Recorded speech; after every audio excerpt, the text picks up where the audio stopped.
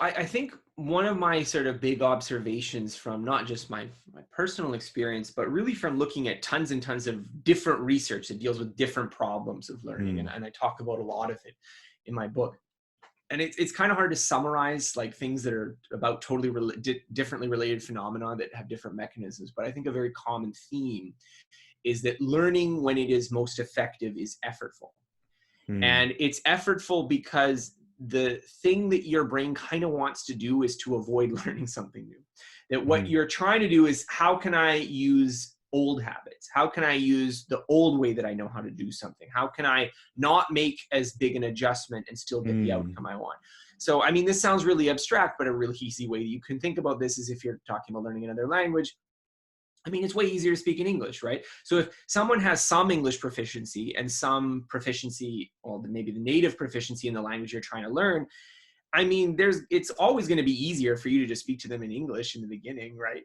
Yeah. And so this is sort of a real obvious case that yes, but that won't let you learn the other language. And so I think this idea that we're kind of cognitive misers, that we try to avoid effort, and that learning is sort of intrinsically effortful. Not necessarily bad, not necessarily unpleasant. I don't want to give the impression that, it has to be painful or agonizing the way maybe we thought about it in school, but that it requires conscious attention, that requires some sort of deliberateness, that, if you are learning something, it means you are not as good at it as maybe some other alternative. And so, yes, it's always possible to find some detour that avoids learning. And maybe that's fine for you in some circumstance. Maybe you going somewhere for a week and you don't really care that you don't speak the language after. That's fine. But I think when you do have the intention that you'd like to leave with some skill, this is a very important observation. And so throughout the book, Ultra Learning, this is sort of kind of the background subtext of the thesis of the book, which is that because learning is effortful, I don't think it tends to work very well in this kind of default, well, I'll just do this and then you'll learn it kind of state. I mean, sometimes that happens. Sometimes you get a goal that really excites you and you're thrown into it and you just, love it and you learn it. So some people can talk about learning a sport or doing this kind of thing.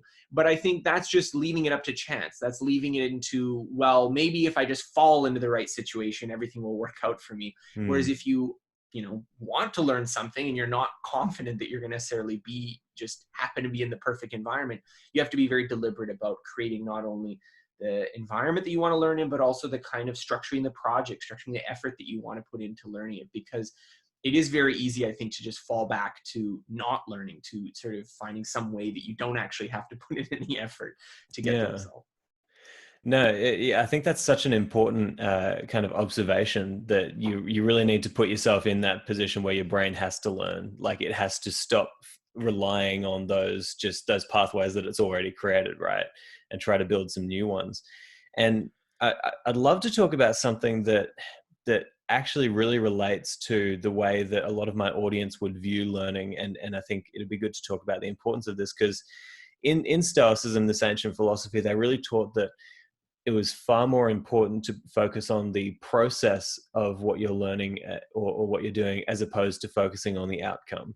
Because the process is the only thing that leads to the outcome, right? So stop focusing on the future, start focusing on right now. And you had this great quote. You said, how would we do things if doing them well were all that mattered? Can you kind of talk to us about the importance of focusing on the process and maybe how you go about getting yourself into the mindset where you can do that properly? Yeah, so I think with respect to the quote that you said, where I was talking about this, I gave a talk, and this was sort of my kind of takeaway of this is that, and I sort of had another way of phrasing it, which is the hard way is the easy way. And the problem is that I think very often we kind of shy away from doing things that seem like they might be kind of difficult and scary. And so we're looking for some sort of shortcut.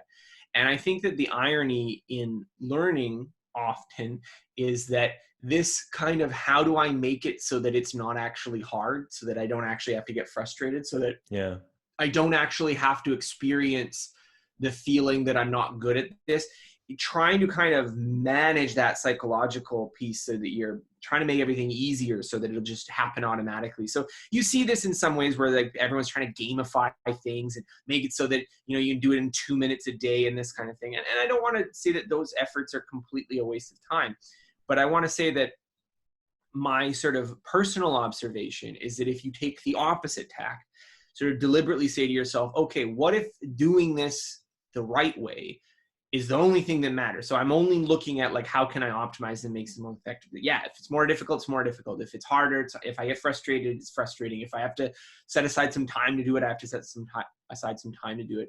What happens is that when you view it from that lens, you very often get out of a lot of these problems, because yes, you're a little bit afraid to only speak in that language, but that lasts like 10 minutes and then you're not afraid of it anymore. Whereas you're reading a book at home 10 minutes a day and you're still always afraid of speaking to someone for months.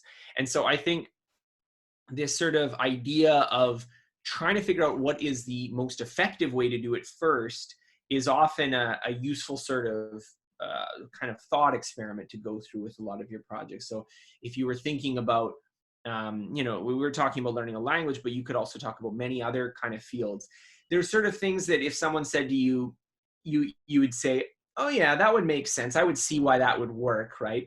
But people don't consider them because they're too difficult. One of the stories I talk about in the book is a friend of mine, Tristan de Montebello, who he wanted to get good at public speaking. And so he did an ultra learning project to learn public speaking. And his approach to it was just, well, I'm going to speak like 6-7 times a week. Yeah. And so that's the kind of thing that, like, when you say it to people, they're like, oh yeah, I see how that would work. But it's the kind of thing that you'd say, well, yeah, but I don't think I'm going to do that though. I think maybe I'll try to have join Toastmasters and sort of lurk around for several months. And then maybe I'll do one speech when I have some time. That's sort of the approach most people take. And so there's a disconnect here between like, oh yeah, that would clearly work, but I think it's too difficult for me. And the thing that I found in his project was that, not only did, he learned a lot of public speaking, but he had kind of a pretty incredible result by the end of the project. After about 7 months, this was through the Toastmasters program, he was a finalist for the World Championship of Public Speaking. So I think it kind of just, not that everyone can become the world champion of public speaking, but just showing that often all these sort of barriers we throw up to doing something the way that we kind of already know is the right way to do it. We throw up all these barriers that we're kind of getting in our own way. And so I think even if you can't commit to doing the hardest possible thing, or even if you can't commit to doing something in the perfect ideal way just because of your circumstances, you don't have enough time, you can't live in the other country, you can't do these kinds of things. Working through that thought experiment and actually really being honest with yourself about what it would be the best way to do it. I think you often get a lot closer to that result when you have to be like, okay, well, I actually can't do the absolute perfect thing, but let's do this thing that's pretty close. Works a lot better than like, how do I make it so that it's, easy and I don't have to actually put in any effort.